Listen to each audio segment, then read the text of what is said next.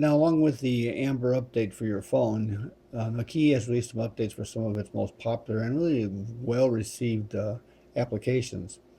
So if you go out to the store and you look here, and you go to Nokia Collection, you'll see a list of them there. Now, 822 users will not see this ProCam there simply because it has features in it that aren't supported by the hardware in the 822.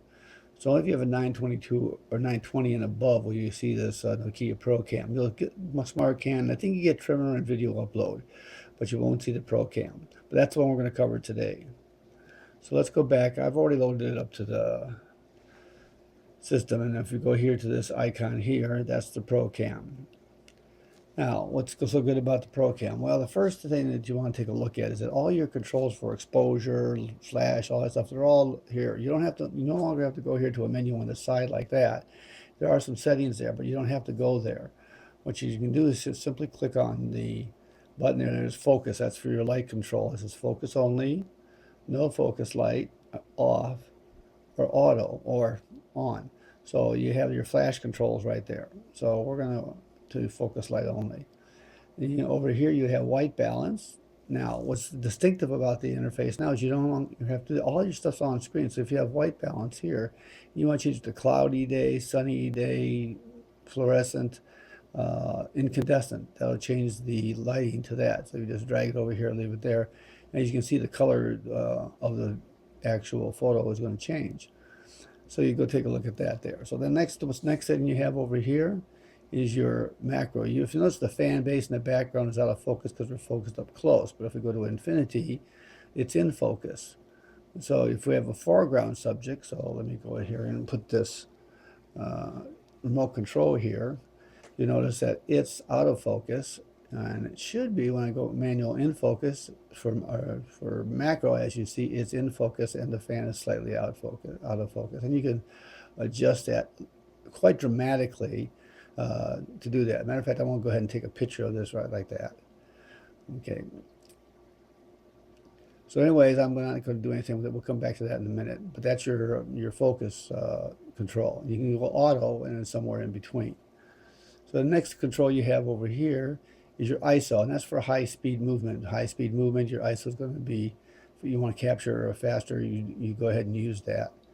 So in other words, if you're like somebody running or a sports car race and you want to get a good capture, you just have to buy a different kind of film, a faster film. Well, in digital cameras and everything, you just simply change your ISO setting so it'll capture it faster.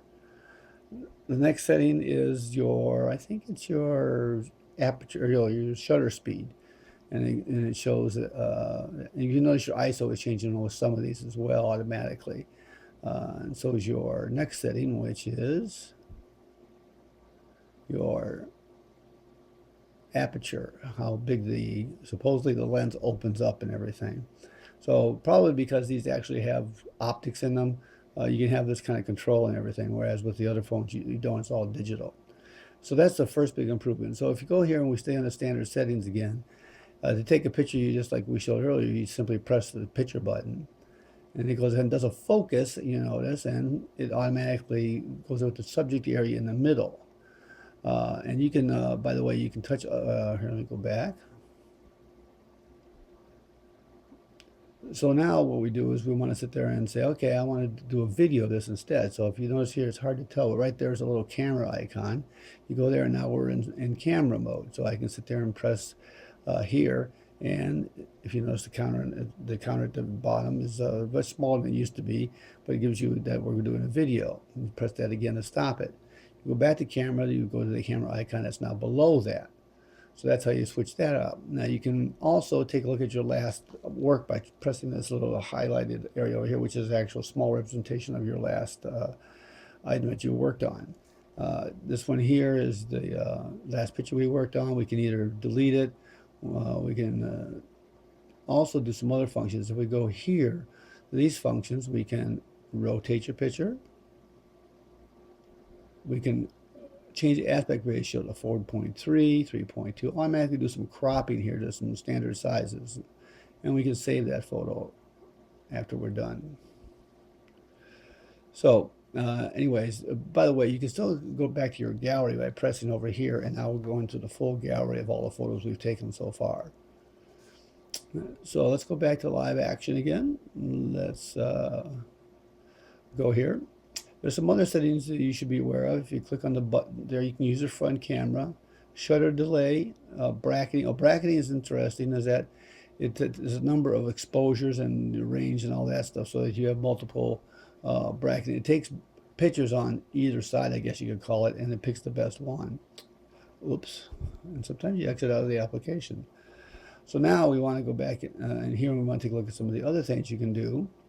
The settings here are framing grids on and off. Now they have different framing grids, and we're going to go ahead and just do one of them. You can play around with that. If you say rule of thirds, you'll see that there's some slight lines around it to help you frame your picture and everything. It's a good technique to use to understand the balance of what your subject matter of your photo is. So we're going to go back to that.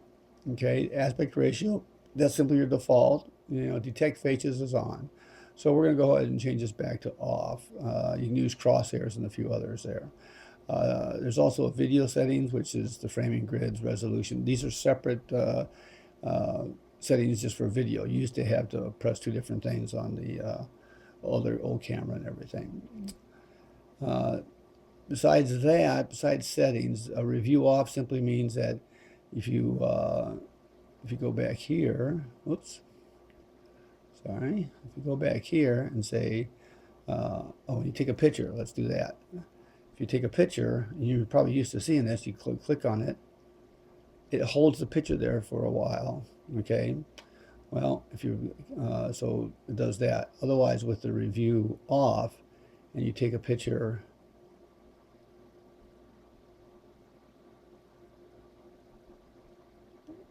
it stays there to let you edit it. So you don't have to do it with review on. It sounds the opposite, but what it means is you can just take multiple pictures without having to do anything with it. Saves you a step. What's really interesting is that you can get a tutorial for all these features. So if you're not a camera buff, you don't know what you're doing necessarily, you just like to take pictures. If you go out here to tutorial, it loads up a series of fake pictures and it tells you what everything does. For example, this is experiment with exposure. So if we sit there and click on that, and it explains what it is, and we say try it, you'll see that it shows, and these are actually all old pictures that are, each one is a different picture taken at that level of the same exact subject matter, okay? To show you what the difference is when you take a picture like that, which is very, very handy.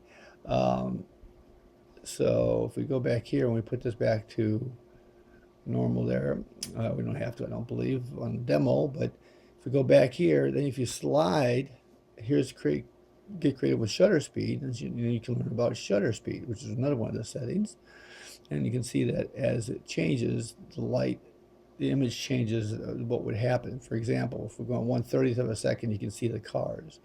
1/15th of a second, they start to become, or 1/8, they become blurs. And you'll notice that the longer the shutter speed is open, the cars become blurs. So anyways, you go to that feature. So if we go back and we say, okay, let's low light, same thing.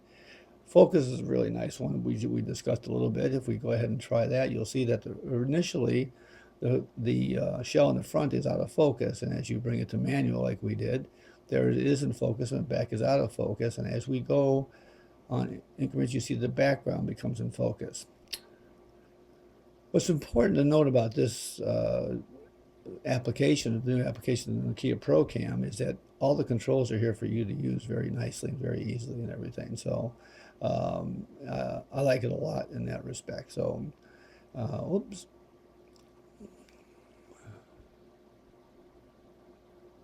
Let's turn the rule of thirds off again. Okay. So anyways, one of the last things we want to talk about is this down here. Once you have your photographs and everything, you can click here and use any one of these different lenses. You can use the old camera, you can use Smart Shoot, Bing Vision, all these, some of these which we've covered before and everything, that lets you use different things. So that's the Nokia Pro Cam. Highly suggest you use it. You can actually change the button. If you look at one of our other videos, you can change the default button so it brings this program up rather than the default program for your phone. So enjoy and take a lot of pictures out there.